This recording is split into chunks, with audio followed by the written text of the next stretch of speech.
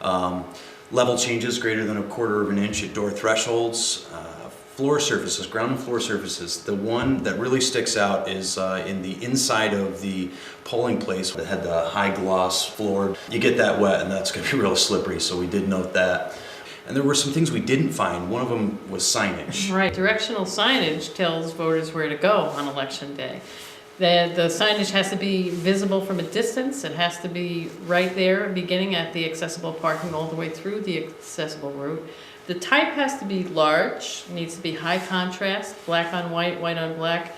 And the signs also need to contain the international symbol of accessibility.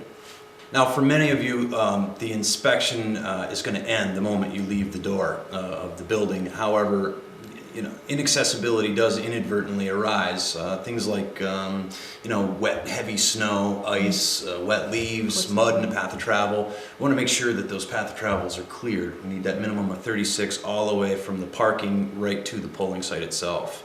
That's right, and then especially on the interior. When you're considering the arrangement of your furniture in your polling site, your registration tables, your voting booths, you have to give some attention to that to make sure you maintain a 36-inch path of travel throughout the polling site.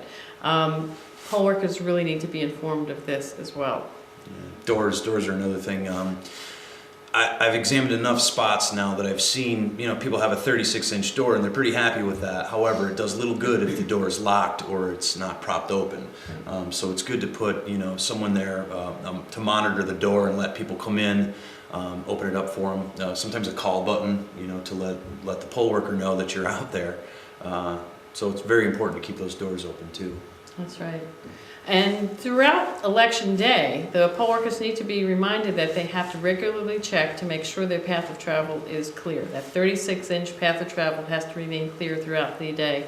Things get moved around, boxes, chairs, what have you. Even people waiting in line to vote still, can encroach upon the path of travel and become an obstruction. So they really need to be reminded of keeping those things clear. Yeah.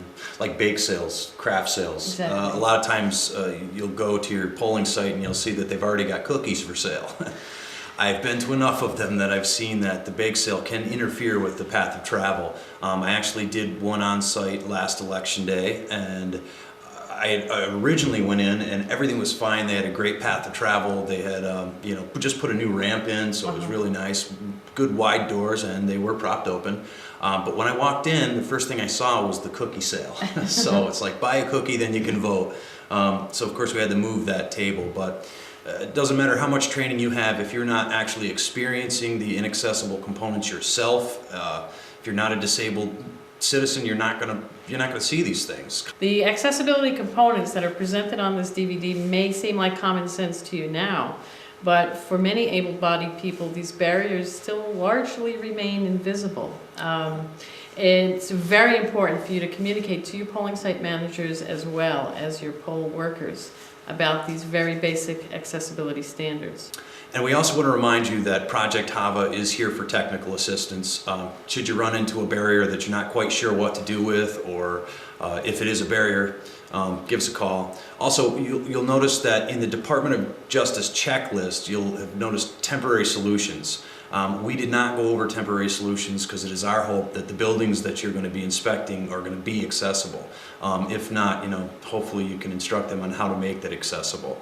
Sometimes, however, it's unavoidable. You're going to need to use temporary solutions. If you have any questions about it, you can refer to ADAG, or you can refer back to us. Give us a call, 1-888 New York State HAVA. That's 1-888-697-4282. So thanks for watching, and remember, we all have a vote.